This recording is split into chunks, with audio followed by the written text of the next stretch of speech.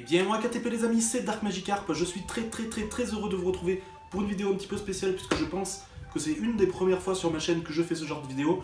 Vous avez l'habitude de voir des tops sur ma chaîne, que ce soit pour les jeux vidéo, pour les films, etc.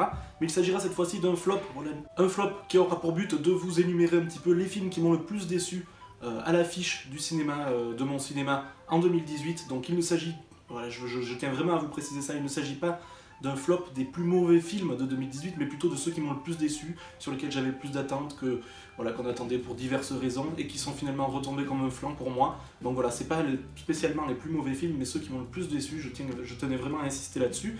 Donc on va voir ceux qui m'ont le plus déçu juste après, voilà, j'ai dit beaucoup de mots déçus là, il me semblait, en très peu de temps, donc on va voir ça juste après le générique. Top à la vachette!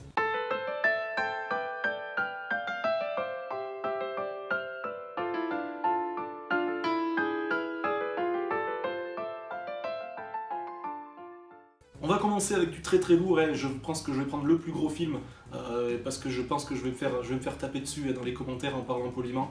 Le premier film que j'ai le plus, qui m'a le plus déçu, on va dire, en 2018, il s'agit d'un film réalisé par Steven Spielberg. Vous avez certainement compris qu'il s'agit du fameux, de la fameuse ode un petit peu au milieu geek, il s'agit de Ready Player One, voilà, avec notamment Ty Sheridan et Olivia Cooke. Voilà, tout est dit je pense, et voilà un film avec beaucoup trop pour moi de clin d'œil, on a trop voulu en mettre de licence, voilà, c'est un melting pot un petit peu indigeste, voilà, de licence geek juste pour satisfaire les nostalgiques, voilà, les vieux de la vieille comme moi, mais ça n'a pas marché, ce Glooby Boulga n'a pas marché avec moi, cette bouillabaisse, voilà, de licences qui n'ont rien à voir les unes avec les autres, j'ai trouvé ça assez mauvais finalement, le rythme du film est trop rapide pour moi, il y a trop de choses qui se passent. Enfin voilà, j'ai pas trouvé d'intérêt vraiment à ce film, je saurais pas trop expliquer pourquoi. Il m'a pas attrapé comme ça, il m'a pas attrapé en vol. Il n'y a rien qui m'a vraiment marqué finalement dans ce film. Ils ont même réussi à rendre Olivia Cooke, qui est pourtant une superbe actrice, très lambda, voilà, une histoire d'amour absolument cucu, voilà, une romance, on sait pas qu'est-ce que ça fout là. Enfin voilà, j'ai trouvé ça vraiment très moyen, voire médiocre. Et puis, contrairement à un bon nombre d'entre vous, les références geeks ne m'ont pas touché particulièrement, bien que je le sois beaucoup. Voilà, ce premier flop sera attribué à Ready Player One, malheureusement.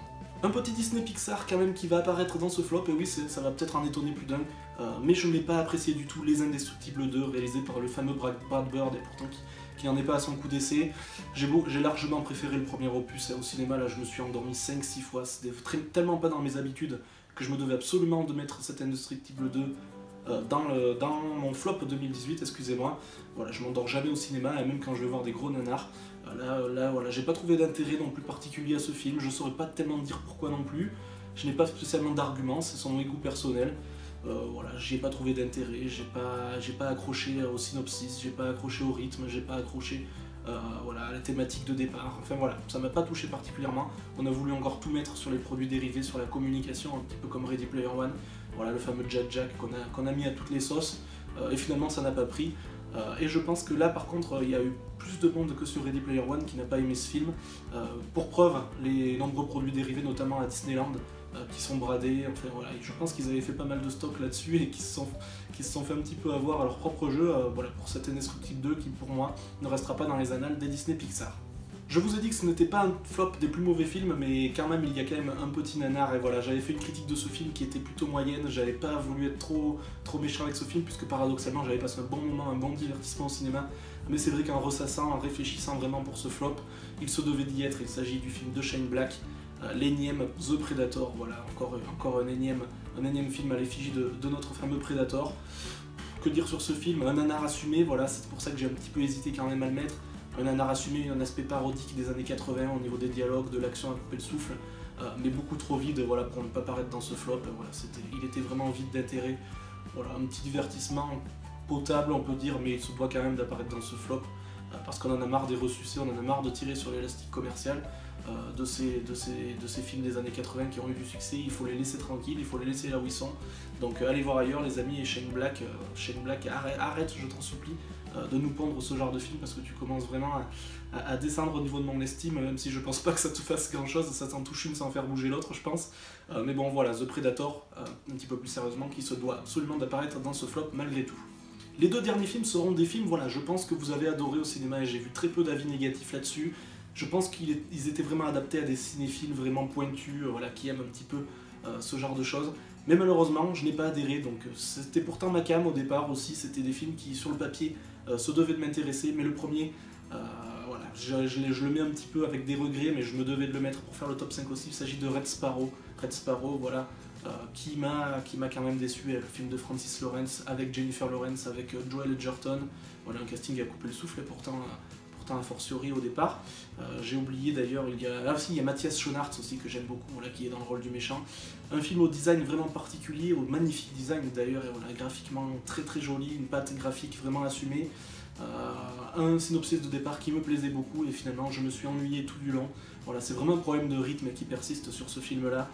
Pour la petite anecdote d'ailleurs, je vous mets au défi de compter le nombre de fois où elle ferme et elle ouvre des portes, notre fameuse Jennifer Lawrence, c'est quand même assez faramineux.